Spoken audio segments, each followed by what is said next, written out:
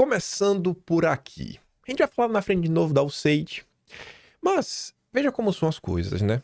Trump, enquanto presidente, isso vai fazer um pouco mais de sentido também ao longo do vídeo, ele não é o mesmo Trump, CEO, né, do grupo Trump, vamos falar assim, né? Um empresário. Porque no mundo privado, enquanto um empresário, um CEO, se o Trump mandou você fazer alguma coisa, você é funcionário dele, você tem que fazer. Se você não fizer, você vai ser demitido. E isso é relativamente fácil. E na administração pública, onde muitas vezes você precisa do legislativo, outras vezes, até quando em tese você pode fazer, você faz, depois vai lá alguém, judicializa, o judiciário joga contra você. Ou então, às vezes, não é nem o judiciário, setores da máquina burocrática, que às vezes você nem sabe que está lhe sabotando.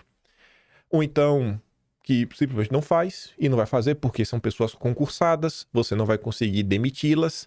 São problemas que qualquer questão que envolve política vai acontecer, qualquer liderança vai passar por isso. E você vê que Trump, mesmo com toda a boa vontade, mesmo tendo feito barba, cabelo e bigode, ou seja, fez maioria na Câmara, fez maioria no Senado, tem uma maioria na Suprema Corte, que inclusive já começa a se questionar se realmente é a maioria. Ele foi para cima da USAID, que só faz ajudar, né, e levar a democracia para alguns países, e tá ali um juiz federal bloqueando o desmantelamento da USAID pelo Musk e pelo Doge. Não pode ser dessa forma, veja bem, não, a USAID tem que levar a democracia ao redor do mundo. Mas a turma segue aí, firme e forte, tentando fazer. Nessa situação aqui, o Bukele até falou que os Estados Unidos estão encarando um golpe judicial, via judiciário, vamos falar assim, e o Elon Musk falou 1000%, exatamente isso que está acontecendo. Então você vê que tem algumas coisas que, principalmente, acho que para os brasileiros vão fazer sentido, que você vê que não são restritos, né, coisas que não são restritas ao Brasil. Mas vamos lá. E aqui a gente faz um gancho, voltaremos aqui na quarta parte do nosso dossiê, vamos ver que são um videozinho de 1 minuto, vou dar play em mim mesmo. Tô empolgado hoje, tô empolgado. Vejamos. Olha lá, miserável. No meio das gravações, o Trump assinou mais uma ordem executiva onde ele desclassificou os arquivos do Kennedy. Tudo. E o que é que isso tem a ver com tudo que a gente comentou até agora? Um dos principais documentos que pautaram toda essa série, que é o documento que prova que Van Haslock era um agente da CIA, inclusive o codinome dele era Auraci 1. Esse documento ele foi liberado em 2022, né? Tá aqui, 2022. Pela questão aí, né, da questão do Kennedy, do ato, né, da questão do Kennedy, das gravações do Kennedy de 92. Ou seja, esse documento tá na esteira das questões aí ligadas à questão do Kennedy. Então pode ser que isso daqui que o Trump está fazendo agora possa abrir um novo flanco aí de pesquisas com mais documentos, contando mais sobre a história do Brasil. E aí, para todas as pessoas que chegaram até aqui, eu espero que elas possam, sei lá, olhar para a história do Brasil com outros olhos, vendo que a coisa é mais complexa, é bem mais complexa que parece, bem mais complexa mesmo que parece. Bem mais complexa do que parece. E aí, eu não sei se é porque tem umas configurações, mas aqui, ó. Só para dar um assim, ó. Aqui tá o suficiente, né? Tá vendo aqui que tem um número, né? 2022. Esse documento aqui que prova que o Van Haslocker era um agente da CIA que chefiou o IBAD, que nas eleições de 1962 financiaram com dinheiro internacional 600 deputados estaduais, 250 deputados federais, 12 senadores, 8 governadores. Pouca coisa, né? Pouquíssima coisa. Esse dinheiro também vem grande parte dos Estados Unidos. Então você vê como são as coisas. Não é de hoje que tem aí financiamento, ONGs, etc, tudo mais, pra uma galera do barulho. Não vai achando que esse dinheiro aí cai na mão de um conservador, do bolsonarista da época. Esquece que na época nem isso existia. E esse documento aqui, ele só tornou... Cadê? Aí, foi mal. Tava tentando aqui procurar uma coisa que eu pudesse botar uma forma um pouco maior. Esse documento aqui, ele só veio a público em 2022. este documento só veio a público em 2022. Então, por mais que você tivesse algumas suspeitas na história, né, que você, poxa, leva a crer que o Ivan Haslocker é sim um agente, já tinha certo nisso na imprensa no passado, algumas suspeitas, inclusive dos próprios militares brasileiros, provar mesmo só em 2022. E eu tô falando isso, frisando, repetindo, que é para você olhar para a história e não achar que tudo é uma coisa engessada, que já se descobriu sobre tudo o tempo todo. E se você não tentar olhar as coisas que vão aparecendo, os novos elementos, no contexto, né, não apenas como simples fatos isolados, você não vai conseguir entender as coisas. Porque o mundo é mais complexo, e o mundo não é simplesmente o bem versus mal, apenas dois lados. E cadê? Vamos lá. Aqui, inclusive, aqui é só lembrar, né? Um tweet que eu fiz. Até o último fio de cabelo de Upstage tremeu com essa. Minha Nossa Senhora. Comprou a briga do século e digo vocês uma coisa. Achei documentos sobre a ação da CIA no Brasil quando desclassificaram parte dos arquivos do Kennedy, ou seja, pode ter mais informações sobre o Brasil nisso. Publiquei isso aqui dia 23 de janeiro de 2025 e tá ali. Donald Trump afirmou que seu governo tornará públicas, nesta terça, dia 18, cerca de 80 mil páginas de documentos relacionados à questão da morte do Kennedy. Não necessariamente está ligado a isso, está ligado ao governo dele. E não demorou muito para começarem a aparecer diversos documentos falando sobre o Brasil. Vamos começar por isso daqui, né? Mike Bay, vocês devem conhecer, fez uma postagem falando, ó, tem aqui, ó, 1123 documentos classificados, que já estão aqui, ó, acabaram de ser liberados, tá aqui, ó, no Arquivo Nacional dos Estados Unidos, né? Archives.gov. Aí eu falei, ô, tiver alguém aí, irmão, que trabalha aí com data mining, sabe? Poder aí pegar tudo bonitinho, dar um bizu, procura umas coisas aí, ó, Brasil, Horaci, Hannah Mine. Nesse documento eu fico muito agradecido. E aí apareceu um cara lá nos meus comentários chamado Doc4K falando, esse aqui tem Brasil, mas não entendi o contexto. Pronto. A gente vamos entender, vamos tentar pelo menos, né? Veja só como são as coisas. Tá lá, essa aqui é a primeira página, ali em cima, ó, 2025, release. Ou seja, liberar agora em 2025. É relativo a um programa psicológico, né? Questões psicológicas.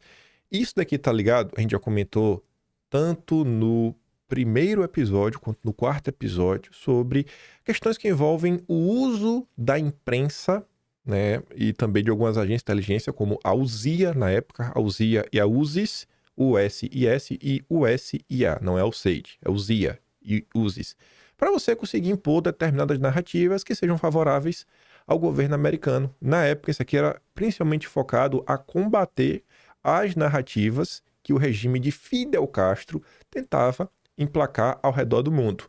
Quem é que estava falando a verdade? Aí é uma questão ainda mais complexa. Fidel Castro estava vindo falar a verdade ou estava vindo fazer propaganda? Os Estados Unidos estavam vindo falar a verdade ou também fazer propaganda do lado deles? Tá lá. Aqui tá em inglês, né? Tudo bonitinho. Se você quiser, você pode pegar lá, dar uma lida. Já vamos aqui para tradução bem bonitinha. Assunto: Subcomissão de Programas Psicológicos Cuba. Uma reunião do Subcomitê Interdepartamental Programas Psicológicos sobre Assuntos Cubanos foi convocado na sala 7.519, New State, às 2h30 da tarde, 30 de dezembro de 63. A pauta da reunião não foi pré-anunciada. Estavam presentes do Estado o presidente Boulder, Sylvester e Montenegro. Da CIA estava o Tilton e Holloway. Da USIA, o Murphy. Você tinha gente da CIA e tinha gente da USIA. Que no Brasil, a gente comenta sobre o caso do Cubelos e... Qual foi outro caso? Foi outro caso do Zalaia. Zalaia, tá no primeiro episódio. 2 casos aí que tiveram que a USIA faz parte deles. Foram discutidos os seguintes tópicos. Reunião da CUTAL. Era a CUT da América Latina. Marcada para o Rio de Janeiro, de 24 a 28 de janeiro, o senhor Montenegro, assessor trabalhista do Estado para a América Latina, descreveu a reunião antecipada como uma assembleia fundadora de líderes trabalhistas de esquerda, socialistas e comunistas que tentarão resolver as suas diferenças. O Estado acredita que haverá um esforço concentrado dos comunistas para arrancar a liderança da Federação Incipiente dos Elementos Socialistas Mexicanos. As seguintes ações foram discutidas. Uma coisa. Então, você tinha um evento, que era um evento de esquerda, né, ou pelo menos simpatizante de esquerda, de matizes diferentes. E isso é uma coisa que fica clara nos primeiros episódios. Sempre repito para vocês, não adianta você querer olhar para o passado e achar que era tudo uma coisa só, que não existiam grupos, facções, alas diferentes e que todas elas, né, concordavam entre si a maior parte do tempo e não tinham divergências. Tinha uma turma que era mais radical, seriam os comunistas da vida, e tinha uma turma mais ou menos, lá, em especial a questão, os líderes trabalhistas. Aí a galera tomou algumas decisões do que fazer. Quatro ações que eles iriam tomar. Primeiro, o Estado deve enviar um telegrama ao embaixador dos Estados Unidos do Brasil, o Estado é o Estado americano, para verificar até que ponto os elementos governamentais locais, não nacionais, apoiarão ações perturbadoras e de assédio antes e durante a reunião. Ou seja, são as pessoas ligadas ao próprio Estados Unidos, né? Manda lá para a embaixada para ver aí, né? Os elementos governamentais locais, né? Não nacionais, ou seja, que não sejam brasileiros. E aí, como é que você vai apoiar? Não, talvez o próprio Estado brasileiro. Enfim, queria saber como é que vai ser, como é que vai ser o apoio. Vai ter ou não vai ter apoio? 2. Declarar circular as postagens latino-americanas com a sugestão de que influências locais sejam utilizadas para desencorajar os delegados dos países de comparecerem à reunião. Esse item 2 é bem curioso. Quando a gente observa o ano de 2021 e 2022, especial, né? Você vê lá Bolsonaro, ele tinha algumas pautas, inclusive sobre mais segurança durante as eleições. Aí Bolsonaro fez uma reunião. Os anos foram se passando e muita gente acabou descobrindo que aquela reunião que Bolsonaro fez, para tentar mostrar algumas coisas, né? Falar, cara, talvez a gente tem algumas coisas que podem ser melhoradas. E muita gente chegou naquela reunião já com briefing, né? De que, cara, não vá, tenta esvaziar, não participe. Se for lá, já saiba que Bolsonaro está errado. Você vê que a galera tá sempre de olho no que está acontecendo. Eles têm os interesses deles. Se nessa época aqui era nobre, vou fazer como eu fiz nos 4 episódios. Fica ao seu julgamento. Mas que o Brasil tem sempre alguém se mexendo para um lado e para o outro, não tem nem o que falar. Terceiro, a UZIA considerará transmissões da VOA para a América Latina a fim de explorar denúncias sobre as condições de trabalho em Cuba, Alemanha Oriental e a China comunista. Tá ali, ó. A UZIA vai colocar. Isso a gente também abordou amplamente primeiro e quarto episódio, né, dos dossiês. E olha o último. A CIA continuará... eles chamam de black propaganda. Seria, né, bem para falar, um negócio assim meio... Não seria ilegal também, né? Assim... Um negócio não convencional. A CIA continuará com as operações não convencionais no Brasil, o que sugere adiamento da reunião. A gente vai continuar aqui fazendo nossa propaganda do nosso jeitinho. Então a galera tá aqui no Brasil. Quando você fala de 2022 não era Bolsonaro, eles também vieram aqui no Brasil, né? Então, a turma tá aí há muito tempo. Eles ainda estão aqui. Outro documento que vem na sequência e mostra que o Brasil basicamente viveu o palco de uma batalha entre a CIA versus a KGB, os cubanos e a turma lá da China. Vamos botar, né, esses três, vamos esses 2 blocos. Arquivos JFK. Comunicações da CIA revelam planos de treinamento secretos em São Paulo. Esse documento foi revelado parcialmente. Um telegrama da CIA de dezembro de 63 descreve uma viagem clandestina a São Paulo, ligada a uma operação secreta de treinamento. O documento menciona preparativos de viagem, né, e um briefing de treinamento, embora algumas seções permaneçam redigidas. O briefing provavelmente se refere a operações altamente confidenciais que exigem protocolos de segurança rígidos. Notavelmente, as atividades de treinamento no Brasil estavam conectadas a objetivos estratégicos mais amplos do governo dos Estados Unidos durante a Guerra Fria, particularmente no que diz respeito aos esforços anti-Fidel Castro e ao envolvimento latino-americano. A extensão total da operação permanece parcialmente obscurecida devido a redações confidenciais. Fonte, arquivo JFK, tá lá o número do protocolo para você achar. O Mário Naufal, jornalista aí, direto fazendo até Space com o próprio Elon Musk. Ele até fez, acho que um com o próprio Bolsonaro. Não foi com o Bolsonaro, foi com o Eduardo. Ela participou, conversou lá, falou um monte de coisa. Tá ali. A agência, de onde partiu, né? A agência da CIA, mandou para JM Wave. Na hora que eu vi, eu falei, opa, eu conheço isso. Esse nome já apareceu nos nossos dossiês. Essa sigla é um acrônimo, né? um código. Está criptografado. Data do 14 de dezembro de 63. O documento não diz realmente muita coisa, como está ali a questão, mas só falou, não, o Alexander Shetton, ele vai chegar em São Paulo aí, sabe, para fazer uma viagem, e vai falando que vem pro treinamento. Mas que treinamento é? É treinamento aí. Os detalhes você realmente não sabe. Mas ia rolar, a CIA, né, tava focada em dar algum tipo de treinamento. Contra o quê? A gente não vai saber. Quando você olha essa questão do JM Wave, a gente já tinha comentado, esse site aqui ele se dedica a analisar esses documentos da CIA. Mary Ferrer Foundation, JM, né? Vai ter várias coisas debaixo da sigla JM. JM Wave é a estação da CIA em Miami. E quando você olha a história do Brasil por diversos momentos, parece que muitas das coisas ligadas a Cuba, tudo que estava ligado a Cuba, meio que passava aí pela JM Wave. Então esse tipo de treinamento, eu creio, existe uma tendência de ter algum tipo de relação com algo ligado a um embate de narrativas em torno da questão cubana. É uma tendência.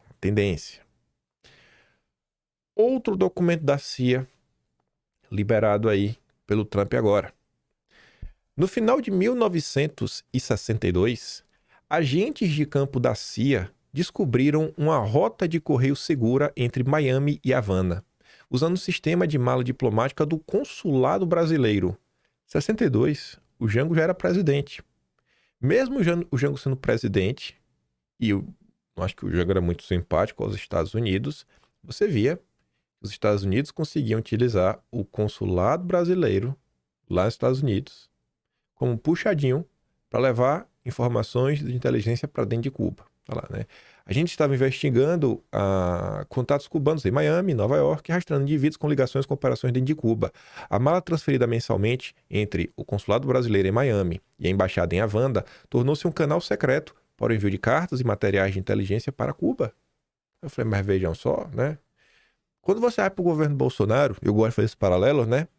Algumas matérias, inclusive pela mão do Jamil Chad, falando que mesmo Bolsonaro tendo uma determinada política internacional marchando numa direção, o Itamaraty, né, pelo menos algumas pessoas do Itamaraty, não respeitaram a vontade popular. Alguns burocratas acham que estão acima do bem e do mal e que eles podem fazer o que eles bem entenderem, né? Porque esse é o Brasil, E mostrou como eles sabotaram diversas coisas da agenda de Bolsonaro. Então, talvez o governo Bolsonaro pudesse ter feito mais. Mas você vê que isso não é algo novo, né? Você vê que o Itamaraty é um braço independente, faz o que quer. Mas a política é assim, não é uma empresa privada, né? Aqui está a primeira página, pode ver ali, ó, liberado 2025. JM Wave, né? Sempre ligado às questões cubanas. Tá aqui. Tá meio ruim de ler, mas eu fico surpreso hoje em dia com a tecnologia. Botei no tradutor, ele conseguiu traduzir bonitinho. E vamos dar uma olhada. Cheio de siglas. E vamos ver depois também o que são essas siglas. Tá lá, ó, referência, o ECA 6637, datada 23 de novembro de 62. Os esforços da Ancutler-1 durante o período do relatório foram direcionados para apoiar a Operação Anfauna e desenvolver novas operações Kutub. Em apoio à Operação Anfauna, ele tem investigado Anfauna 4, uma coisa que eu percebi. Anfauna normalmente é uma coisa maior, ou um grupo, tipo uma instituição, uma ONG, ou um nome de uma operação, e quando a CIA coloca um dígito após, a ela sempre se refere a uma pessoa. Então você pega Auraci é o IBAD. Auraci 1 é o Ivan Haslocher. Você vai olhar já com quem é o que é o Anfauna e o que é a Anfauna 4. Para o qual entrevistou 7 maçons em Miami, que presumivelmente deveriam conhecer a Anfauna 4, mas não conheciam, e 2 indivíduos em Nova York que o conheciam. Ancutler 1 também relatou um potencial canal de correio para Anfauna 1 usando Martim Gonzalo Abelen, cidadão brasileiro, nascido em 1915, que é funcionário do consulado brasileiro, e o seu irmão, Martim Manuel, deve ser Martim, Os dois são chamados Martins, não são, porque a Belen tá em maiúsculo, né? Não sei se é Gonzalo Martim, Manuel Abelen Martim, enfim. Gonzalo e Manuel, os dois irmãos, que, enquanto Gonzalo era funcionário do consulado brasileiro em Miami, o Manuel estava na embaixada brasileira em Havana. Esse é o nosso contatinho. Está ali a explicação. Uma vez por mês, uma malote passa entre o consulado brasileiro em Miami, a embaixada em Havana, e a Ancutler 1 tem feito uso dela para enviar cartas para postagem em Havana para Ancutler 2. Os dois irmãos Abelen são amigos pessoais da Ancutler 1 e da Ancutler 2. Mas a Ancutler 1 não acredita que eles ainda estariam dispostos a carregar ou enviar qualquer material óbvio de espionagem. Ele acredita que eles estariam dispostos a levar comida enlatada para a Ancutler 2 e isso está sendo explorado com a ideia de esconder dinheiro, mapas, etc. nas latas. Mesmo no governo do Jango. Aí tá ali. A M é tudo ligado à questão... Aqui tá a versão em inglês, né? Operações, organizações e indivíduos relacionados a Cuba. Quando você vai olhar o Ancutler 1, é irmão de David Capeza Coupal, correio da rede Anfauna. Ancutler 2 era uma mensageira e a esposa de Ancutler 1. Era conhecida como Carmina. A Anfauna era uma rede de agentes em Cuba, quase todas mulheres, fornecendo reportagens militares, políticas, econômicas, incluindo relatos sobre a tentativa de dar fim no Fidel Castro. Anfauna 1 era David Cabeza Coupal, líder da organização Anfauna, né? Anfauna 3, Hortência Horizondo Menezes, tá lá, e Anfauna 4 era o Gonzales, um importante oficial do exército cubano, desejoso de desertar em 62. Era contato lá, ó, quero sair daqui de Cuba, me arruma aí uma guarida, que eu jogo uma banana pro Fidel Castro e ajudo vocês. E o Brasil servindo aí, né, de mensageiro na confusão. Olha isso daqui. Isso aqui é um documento que só tem 2 páginas, que não fala muita coisa. É um documento dos anos 60. Cadê a data? Putz, acho que a data fica no próximo. Não estou em dúvida, isso aqui acho que é 1960. Mas quando você olha esse documento, ele está falando sobre as bases da CIA ao redor do mundo. Na divisão WH, deve ser Western Hemisphere, né? Hemisfério Ocidental, deve ser isso. Você vê que a CIA tinha bases em Brasília, cadê? Porto Alegre, Recife, Rio de Janeiro e São Paulo. Bases. 5 bases no Brasil. 5 bases no Brasil. E ver que tem uma no Nordeste, em especial em Recife, faz muito sentido. Principalmente quando você olha que o núcleo Nordeste do IBAD se concentrou em Recife. Desculpa, em Pernambuco como um todo, não é em Recife, óbvio. Mas se concentrou em Pernambuco, no estado de Pernambuco. Tinha lá como principal pessoa a ser combatida o Miguel Arraes. Então faz total, você fala, pô, a turma tava lá, né? Tava lá no Recife. Mas veja só como são as coisas. Enfim, isso é o que tem formalmente da CIA no Brasil. Mas não só tinha CIA no Brasil, né? Pelo amor de Deus. Também tinha galera que vira um pouquinho mais à esquerda, ou talvez bem à esquerda. Também liberado em 2025. Um documento da CIA, datado de 27 de março de 1963. Tá aqui a versão em inglês. Tá aqui começando a traduzir. Isso daqui não deveria chocar ninguém, porque esse tipo de informação, na verdade, esses relatos, se eu não me engano, ele já começa desde 1960.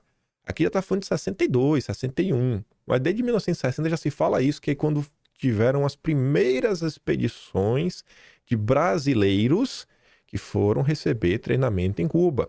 Eu não sei qual foi o ano, mas uma pessoa que foi lá dar um abraço no Fidel, ver como é que funcionam as coisas, foi o senhor José Dirceu. Então aqui é só um complemento, né, de uma coisa que deveria ser amplamente conhecida. Mas agora você tem alguns números. Aproximadamente 400 cidadãos brasileiros viajaram legalmente para Cuba em 1962 e outros 24 nos 2 primeiros meses de 1963.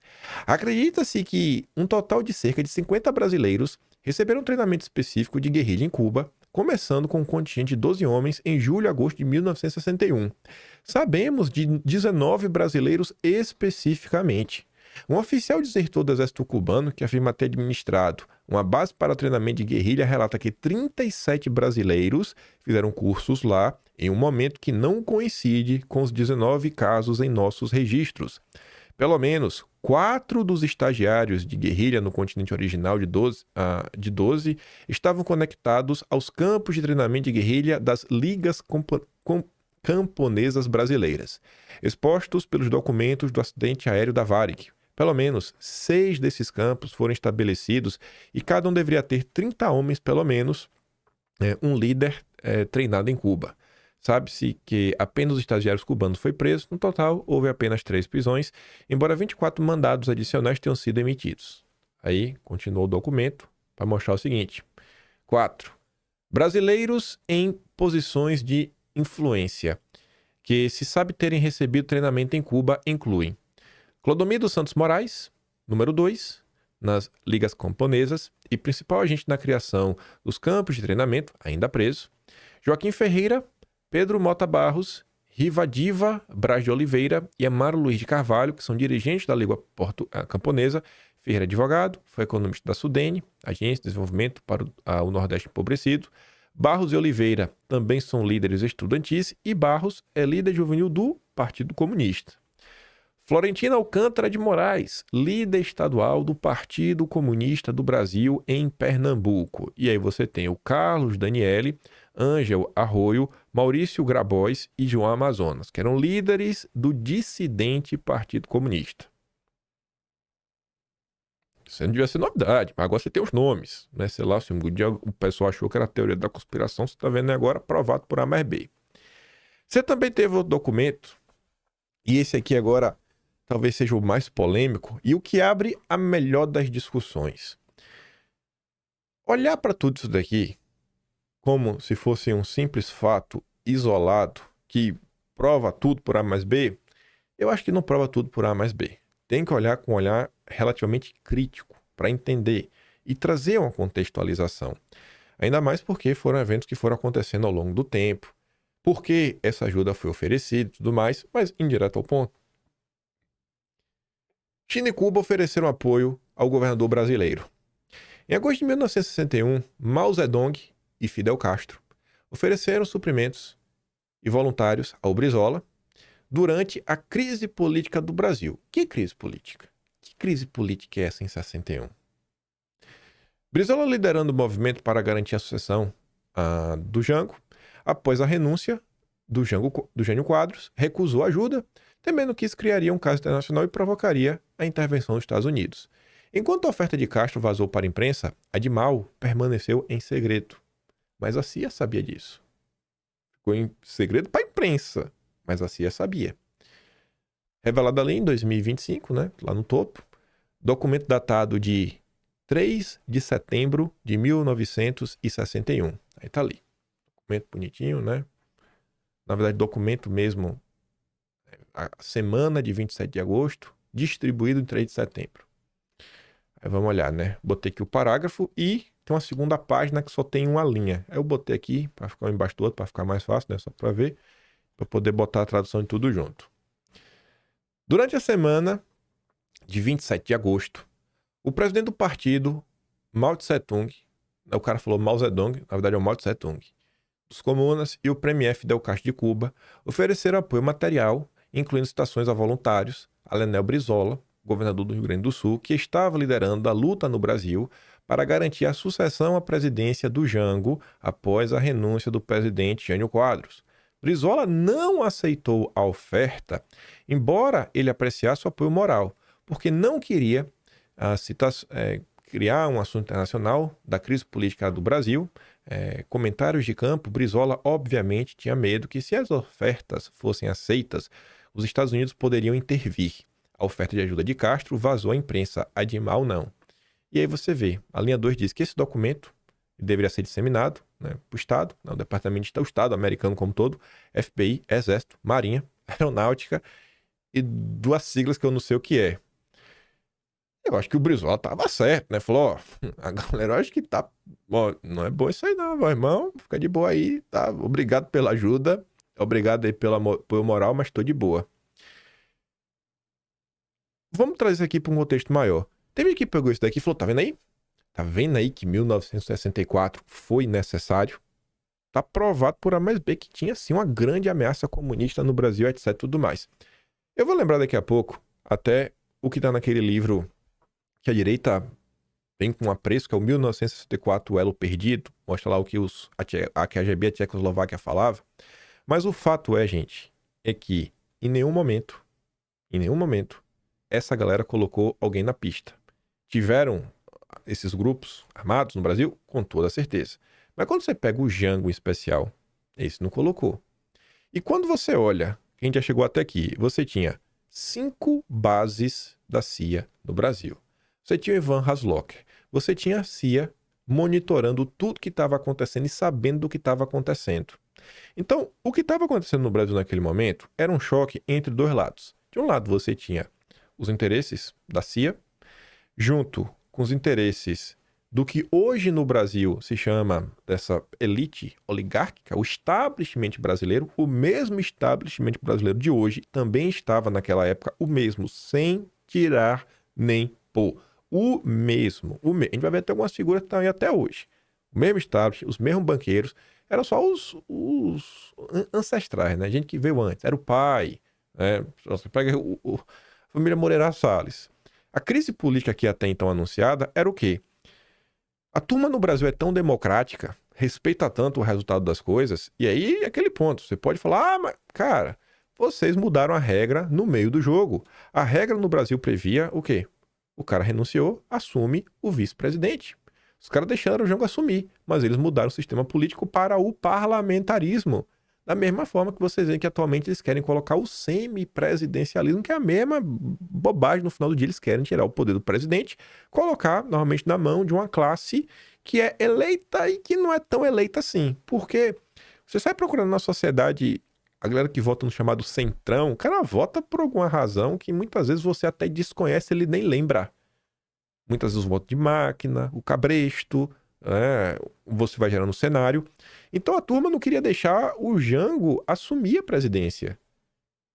Aí o avô, aí colocaram o parlamentarismo, o avô do Aécio Neves era o primeiro-ministro, Tancredo Neves, e aí o avô do Aécio Neves montou lá um grande time, né, ministro, nomeou como ministro da Fazenda o Walter Moreira Salles.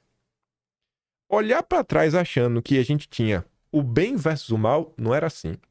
Naquela época, os Estados Unidos tinham o interesse dele, tinha não deixar que o Brasil se tornasse um país, que é um país continental, alinhado aos interesses da União Soviética, de Cuba, da Comunada. Não, isso aqui não. Esse era um dos interesses, não o único. Não o único. Se você pega os documentos, está lá, inclusive na segunda parte, documentos da época, os country plans, eles colocavam que um dos problemas também a ser combatido na América Latina era o surgimento dos movimentos nacionalistas. E a gente relembrava lá a questão da lei amazônica, tentando sabotar a soberania nacional. Você pega a questão do petróleo é nosso, que inclusive teve a CPI dos Rockefeller, mostrando que teve dinheiro, né? A Mancan Erickson aí metendo dinheiro em jornal para não falar bem da campanha Petróleo é Nosso, fazer total silêncio, fazer crítica. A mesma Mancan Erickson que o Lula estava tentando contratar aí sem licitação, né, Lula? As coisas não mudam. Você teve o escândalo do Walter Link, que falou que o Brasil não tinha petróleo. Olha só, o Brasil não tinha petróleo, que era geólogo que trabalhou para a Standard Oil, dos Rockefeller. Você teve o caso da CPI da Globo, Time Life, que a Globo estava recebendo um trocadinho vindo de fora, que meio que não podia. A CPI até falou que não podia. Por que a Globo não fechou? Ah, não me pergunte, que eu também queria saber. Enfim, você teve o caso do Instituto Hudson. Tiveram inúmeros casos tentando dar um totó no Brasil, uma rasteira, tomar uma coisa aqui, tomar uma coisa colar. Isso vem de fora.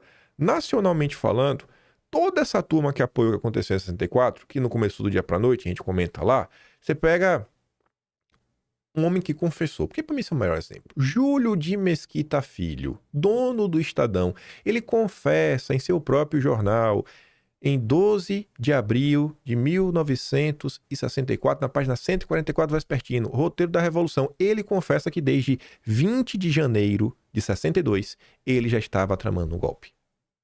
Ele confessa. Agora, quando o Estadão fez 150 anos, a Folha de São Paulo relembrou isso. Ano passado, 60 anos de 64, Marcelo Godoy do Estadão precisou vir a público passar um pano para justificar o comportamento golpista do Júlio de Mesquita Filho. E esse establishment brasileiro são as mesmas pessoas que deram um golpe de 1889. Então, o Brasil, eu até dou um exemplo, que é como se fosse um bambu. O bambu é uma árvore bem flexível. Você pode pegar o bambu, você puxa para um lado, você puxa para a direita, puxa para a esquerda, mas quando você solta o bambu, ele vai. Daqui a pouco ele para no meio. Ele tende a voltar. O que a turma quer o tempo inteiro é levar o Brasil de volta à República Velha. Aquele mesmo esquema. Grandes oligarcas, ligado às corporações da época, lá atrás era o café, leite. Agora é o quê?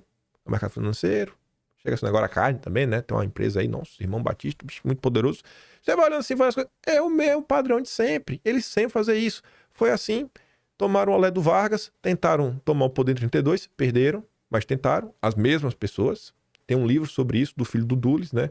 O papel da faculdade do Largo de São Francisco, na Revolução de 30. Ele fala dos bucheiros da época. Você pega o 64. Aí, graças a Deus, agradeço aí ao Costa e Silva e os linha duras pelo AI-2, porque o plano foi por água abaixo. O plano era um governo rápido para eles tomarem o poder. E aí o milico falou, não, a gente vai ficar aqui. E aí começou a ter algumas tensões. Graças ao AI-2 que eles não saíram. E é o momento que a Globo deixa de apoiar, que o Estadão deixa de apoiar. Então, olha para essas coisas com um contexto amplo, se você quer entender a história.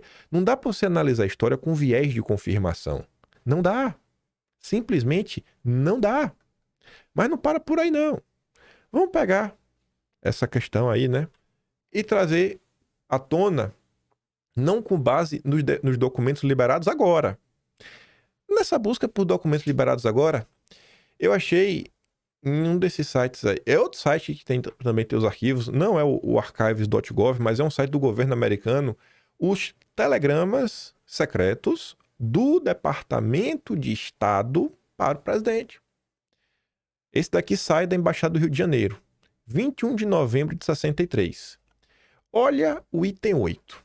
O que a galera está monitorando. O discurso do diretor do Estadão. Tu vai dar uma olhada, né? Tá ali em inglês. Júlio de Mesquita Filho, diretor do Estadão, né? Eles classificam como o New York Times do Brasil. Tá tudo errado, não.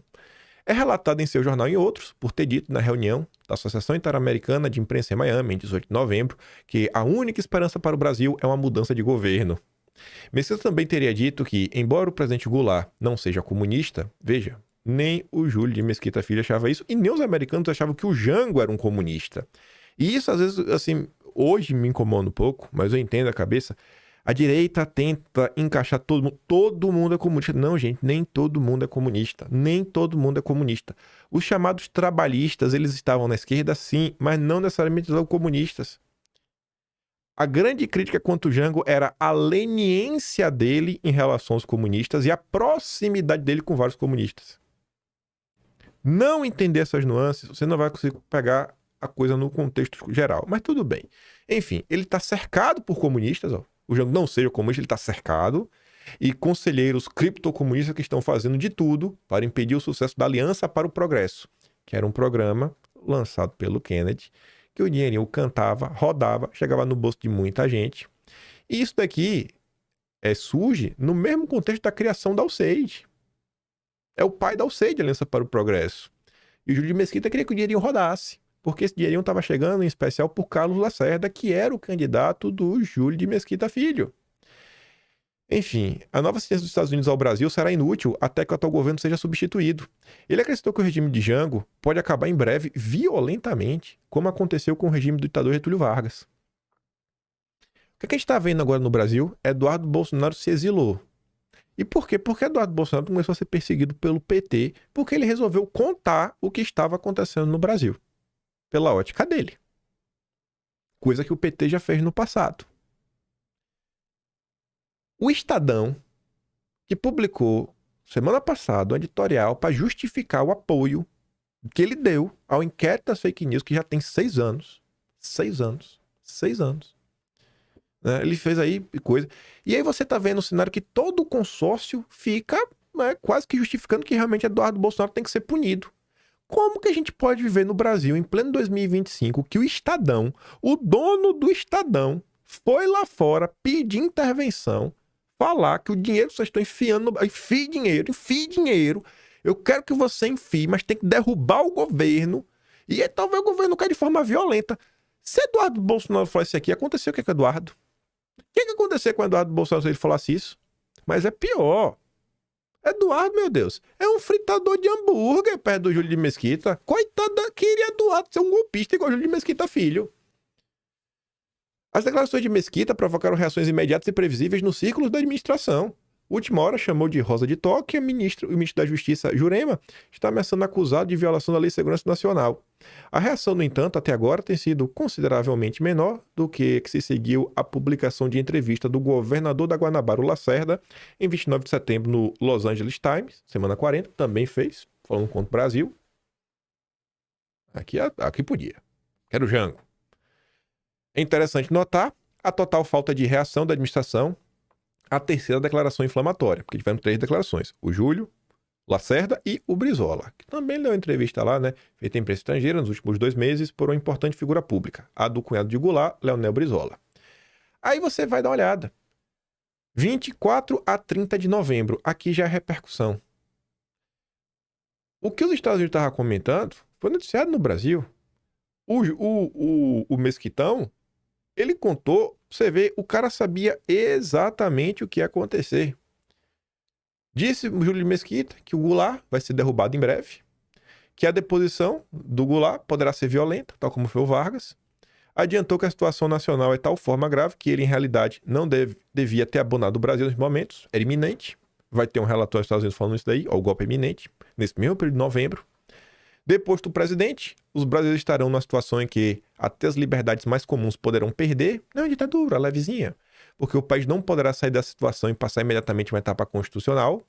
No lugar do presidente derrubado será colocado o governo forte, militar, mas não será eterno, porque a ditadura não é compatível com a vontade do povo. Aí veio o AI-2, que nos salvou desses golpistas. Os golpistas brasileiros, Júlio de Mesquita Filho, dono do Estadão, turma da Globo, parabéns pelo AI-2. Obrigado, Costa e Silva. Obrigado, Costa e Silva, por não largar o outro. Obrigado. Deu o golpe nesses pilantras. Contudo, quando o governo cair, duvido que haja um governo democrático em seu lugar. Quer celebrar? Celebra o AI-2. Celebra o AI-2. Porque essa turma veio em 64 e aí tomou um AI-2 para chamar de seu. Eduardo Bolsonaro, você que tá vendo o mundo cair nas suas costas, só por relatar o que está acontecendo ao Brasil.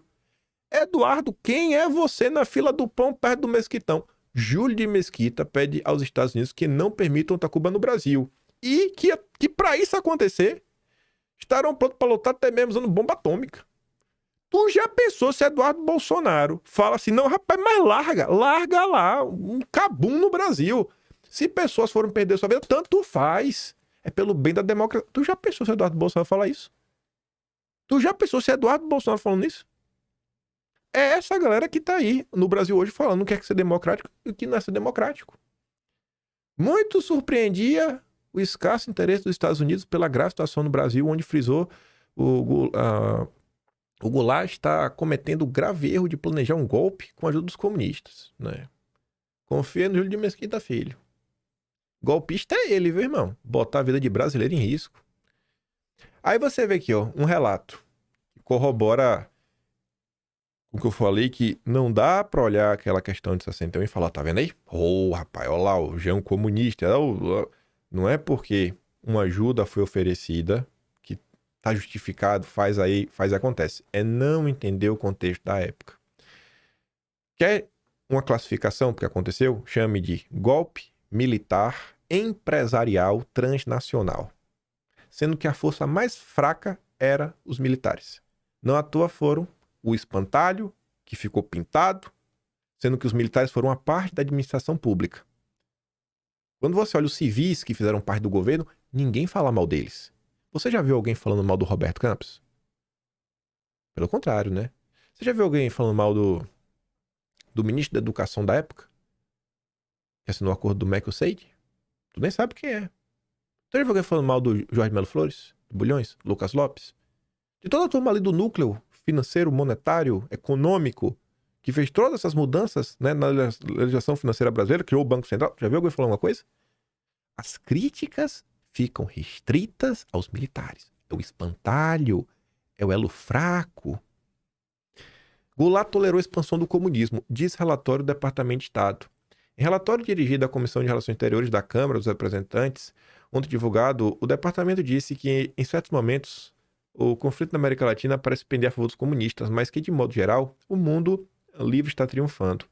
A crítica ao governo Jango e ao seu predecessor, Jânio Quadros, foi inusitadamente forte. Segundo documentos, os comunistas lograram triunfos significativos no Brasil, sendo tolerado pelo Jango a influência dos comunistas e dos extremistas de esquerda nos meios sindicais, agrários, estudantis, bem como nas forças armadas e outros setores. Essa era a principal crítica. Aí você pega esse documento. Esse foi revelado ontem. Esse é de ontem. Ele corrobora. Esse daqui é da CIA. O outro é um departamento de Estado, ali, embaixada. Esse é da CIA mesmo. Esse é o da inteligência. Tá ali. Para o presidente, top secret. Super secreto. Brasil.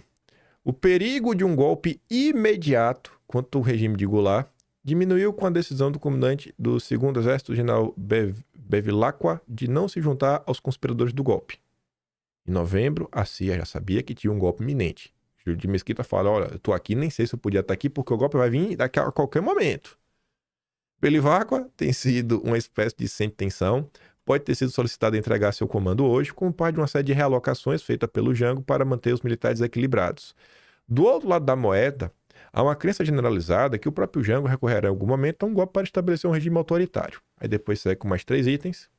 Como exemplo, Ranieri Mazzilli, presidente da Câmara dos Deputados e próximo na linha de sucessão à presidência, disse ao embaixador no sábado, o Lincoln Gordon, que inclusive ajuda a trazer o dinheiro para o Brasil para as eleições de 62, confessa muita coisa, leva o McCloy para falar com o Castelo Branco, para destravar a questão da Hannah Mine, aprontou e muito. Nossa!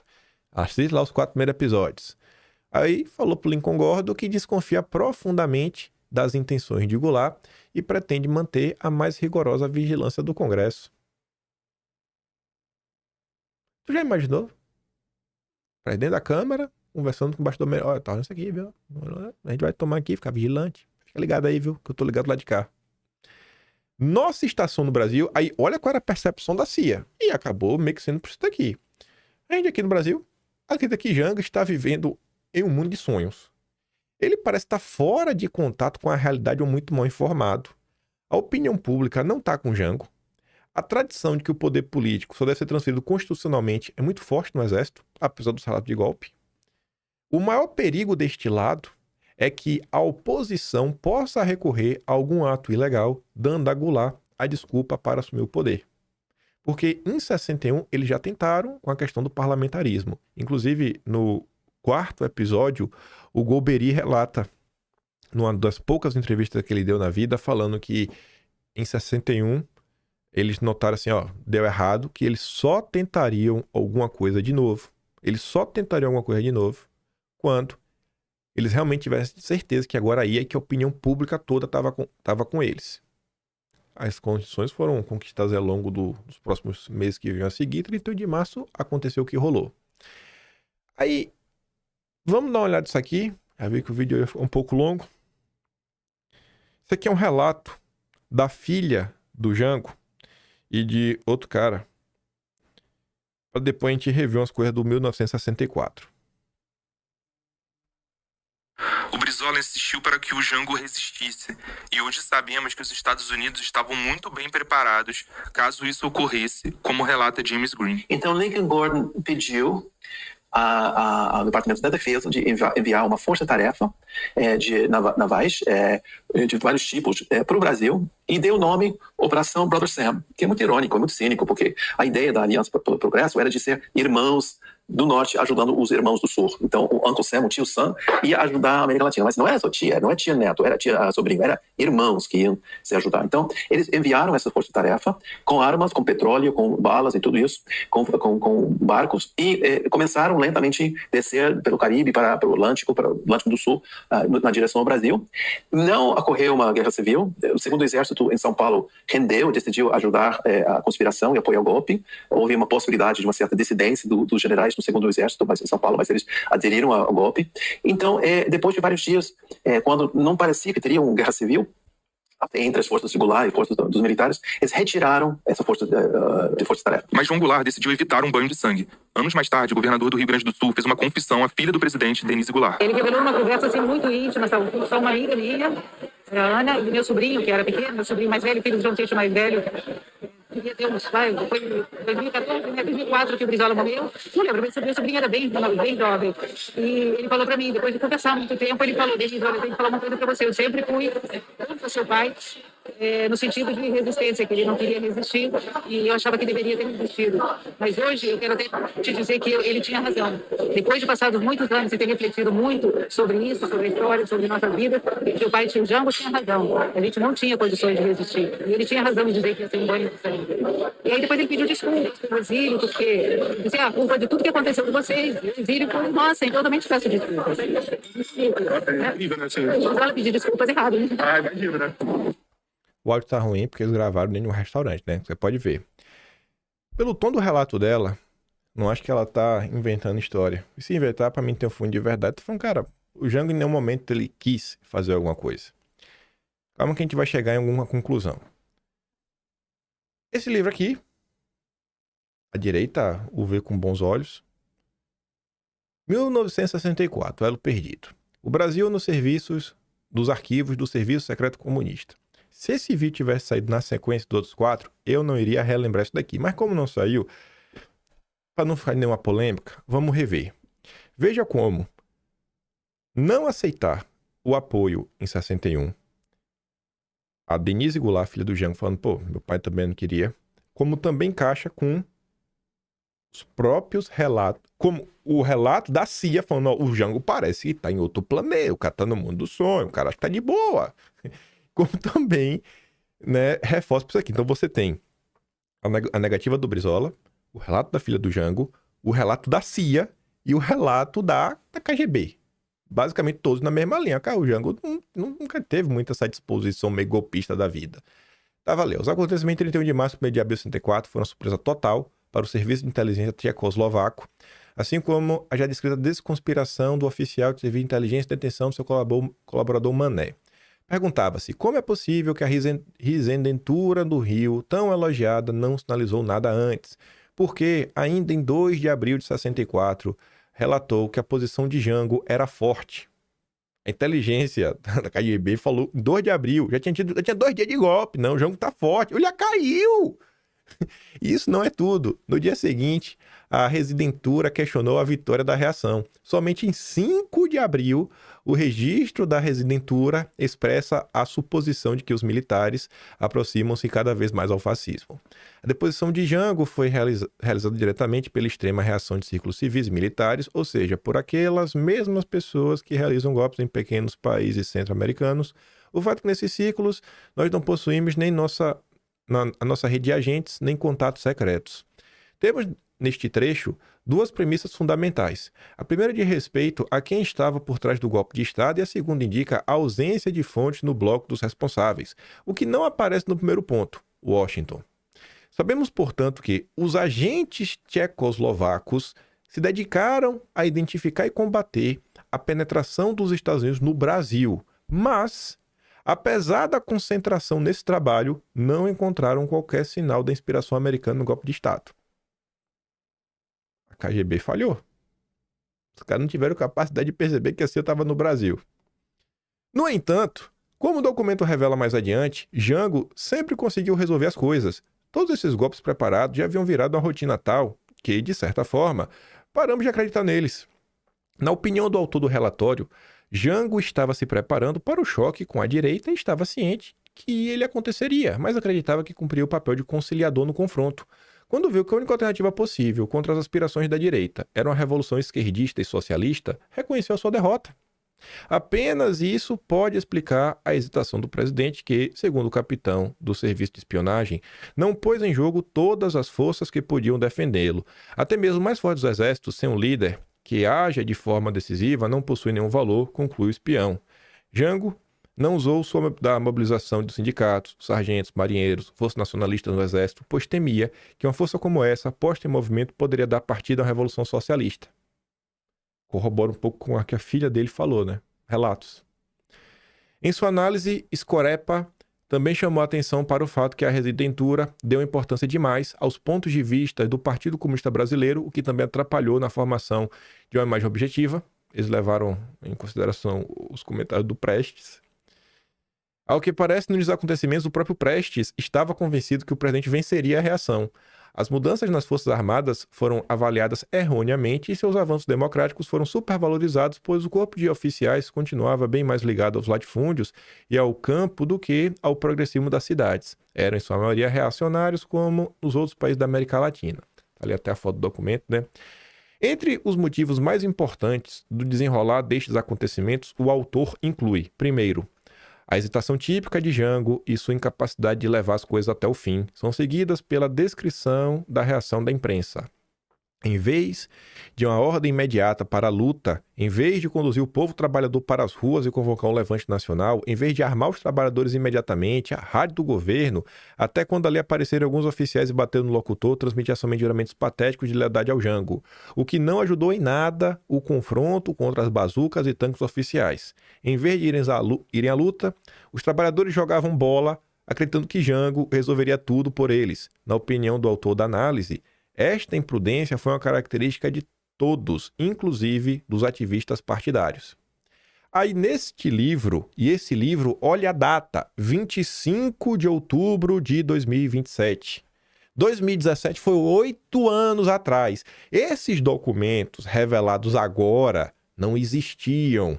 O documento do Ivan Halocher de 2022 não existia. Não existia na época. Então, na ausência desses documentos, com o conhecimento da época, Olavo escreveu o prefácio falando o seguinte: a importância vital deste livro reside em que demole a porretadas esse mito, mostrando que, em contraste com a ausência total de homens da CIA operando no Brasil, naquela ocasião, os agentes da KGB nas altas esferas da República eram documentadamente centenas, talvez milhares. Hoje se sabe que existiam vários homens da CIA no Brasil. Tá aí provado os documentos. Tinha a base da CIA no Brasil. Tá aí, coisa, viagem, o cara tá chegando aí, vai lá, pega no aeroporto, faz isso, faz aquilo outro. 2017, grande parte desses documentos não existiam. Nenhum desses documentos que eu comentei aqui hoje existiam em 2017. No terceiro episódio que eu falei sobre isso, eu falava, cara, eu queria muito ouvir a opinião do Olavo diante dessas novas revelações. Tanto que ele falava, para sustentar que o golpe começou em Washington seria provar não que o governo americano ajudou a fomentar uma gritaria difusa contra a situação, mas que os agentes dele participaram ativo materialmente da conspiração. Participaram, enfiaram dinheiro, desde 62. Mas não existe sequer indício da presença de um único agente da CIA e hoje está provado. Como poderia haver provas? E eu queria muito a opinião do Olavo, porque no mesmo ano de 2017, isso aqui é uma postagem de ontem. Tava o cara lá, ó. Parabéns a toda a galinha da verde, olavistas, por estarem ao lado errado da história dos anos 60, com aquela história de ameaça comunista. Tínhamos palpavelmente uma ameaça da CIA. Mas em 11 de janeiro de 2017 já tava lá, Olavo, ó. A CIA tem que ser fechada. Essa porcaria tem que ser fechada. E aí? Eu queria que você fechasse. Então, assim, à luz dos novos documentos, e por isso que eu digo, a direita brasileira, ela tem que expandir um pouco, sabe? Na hora de fazer uma análise, trazer novos elementos. Não olhar uma coisa sem contexto. Mas calma, calma que eu tenho uma frase que acho que vai ajudar até a resumir mais tudo que a gente comentou até aqui agora, mas vamos falar da Alceide. Isso aqui eu acabei achando ontem. Isso aqui não é revelação de agora do Trump, mas um telegrama, era confidencial, datado de 1º de julho de 1963. Na verdade, datado de 27 de junho. Não sei porque aqui tá 1º de julho, né? Deve ser, sei lá, a data que foi remetido. Mas aqui tá 27 de junho. E aqui tá 1º de julho de novo, né? Então, foi final de junho, início de julho. Tem aqui várias coisas que estavam acontecendo, né? O que tá nesse documento. E tem o item 7. Alceide sob ataque. Eu falei, oi, que história é essa, rapaz? Vamos dar uma olhada nisso daqui. Parece até que a gente tá vivendo 2025 de novo. Ali, né? Vamos pra tradução. Acordos estatais da Alceide sob ataque. O ministro da Justiça, Abelardo Jurema, declarou que está preparando um decreto para disciplinar a ajuda externa, exigindo que ela venha por meio do governo federal. Esta declaração segue a agitação contínua de Miguel Arraes e outros contra supostas negociações diretas entre os Estados Unidos e os governos estaduais e municipais com fins políticos para contornar o governo federal. Que eu falo, ó, o dinheiro não pode vir direto dos Estados Unidos para a prefeitura. Não pode vir direto da prefeitura para o governo do estado. Tem que passar, pode vir pelo governo federal. Temos que dar organizado nesse meio de campo. 2025 a gente está vendo agora, né? Eu acho que agora vai andar com o Felipe Barros à frente da CREDEM, Comissão de Relações Exteriores e Defesa, um projeto de lei para dar enquadro, não só no dinheiro que chega para as ONGs, como também dinheiro que vem de outros países. E um dos pontos que o Felipe Barros coloca no seu projeto de lei é que, a depender dos valores, né, você tem uma cota anual sem salários mínimos, que não é muito lá dessas coisas, mas passar disso daí, vai ter que ter um parecer do Ministério da Justiça e Segurança Pública, justificando por que esse dinheiro é importante e que é um dinheiro legal. E caso esse dinheiro depois se descubra que não foi legal, que foi para alguma sacanagem, pode incorrer em crime de responsabilidade, ou seja, justificativa para impeachment. Então talvez o ministro vai pensar 2 vezes antes de deixar o dinheiro entrar. Antes de deixar o dinheiro entrar no Brasil. É uma das coisas. Você tentar coibir. Aí você vê que na época a turma também estava preocupada com o dinheiro da Alceide. Refletindo sua preocupação com essa questão, o governador Carlos Lacerda discursou em um almoço na Câmara de Comércio Americana em 26 de junho sobre o tópico de ajuda externa. Por quê? Porque o Lacerda recebia dinheiro. Porque o IBAD não só enfiou campanha no Lacerda, mas até comprou jornal. Olha lá o 4º episódio do Talarico. Vai lá ver o Talarico. Assim, é umas coisas que eu fico assim, em pleno 2025, tem gente que ainda acha que o Carlos Lacerda era um expoente da direita da época. Minha Nossa Senhora. Declarando sua preocupação com a crescente confusão quanto à distribuição de ajuda no Brasil e acusações de favoritismo à Guanabara pela AFP, que eu acho que é a empresa de mídia que está aí até os dias atuais, né? Um gigante da imprensa internacional. Lacerda destacou que toda ajuda recebida pelo país devia ser examinada, revisada, aprovada por órgãos federais competentes e os recebimentos da ajuda Guanabara foram precedidos por solicitações do Estado para projetos razoáveis, dignos de aprovação. Ele não queria deixar de receber dinheiro. Aí tá ali, né? O comentário. A base factual dos argumentos é que a assistência foi condicionada à aprovação específica do governo federal, mesmo quando alguma outra agência governamental ou privada também pode estar envolvida.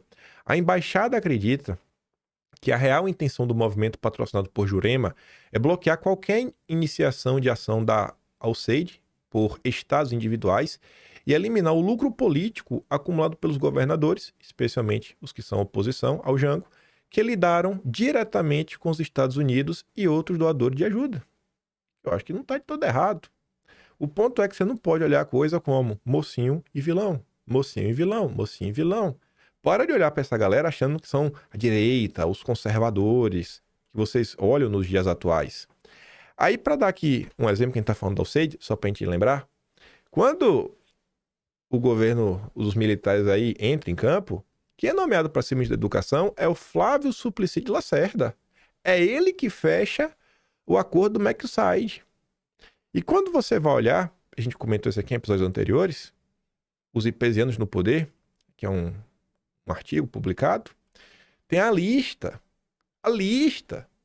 das pessoas do IPES, inclusive o núcleo de inteligência do IPES, é o que vira o SNI, porque o Golbery era do IPES. Todas essas pessoas aqui fizeram parte do governo e você não vê a imprensa falando ai dessas pessoas. Para a imprensa brasileira, golpista, ditador, é Figueiredo, Costa e Silva, Médici, Geisel. Aqui não. Aqui não. Aqui são vítimas da sociedade. Aqui são democratas. Ou você é democrata ou você aceita fazer parte de um governo ditador. Foi um golpe empresarial militar transnacional. A força mais fraca eram os militares. Tanto que viraram bucha de canhão, espantalho, joga ali e finge que foram os militares no poder. Não foram os militares no poder. Foi essa turma aqui, ó. Todo mundo do IPS. Todo mundo do IPS. Inclusive ali o seu falso Priscílio Lacerda. Um tweet que eu acho que vai dar muito sentido tudo que a gente comentou até aqui agora. Esses documentos liberados sobre a Revolução de 64 me fez perceber que minha intuição estava correta. Se tratou de uma disputa entre a CIA versus a KGB e nada mais. A discussão para defender 64 depende de qual desses dois é menos maléfico para o Brasil. Mas no final do dia ninguém está preocupado com o Brasil.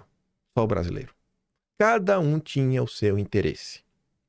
E passado todos esses anos, 61 anos quase, 61 anos, as mesmas pessoas que estavam contra o Jango seguem no poder nos dias atuais, fazendo as mesmas barbaridades. As mesmas barbaridades. A esquerda não tem o mínimo interesse real de realmente entender o que aconteceu na época. A esquerda só quer fazer proselitismo político para pegar o que aconteceu em 64 e pagar de vítima. Ai, lá, eu era grande democrata, eu que lutei contra a democracia. Não, você não tá porcaria nenhuma. Você estava lá arrepiando, sabe?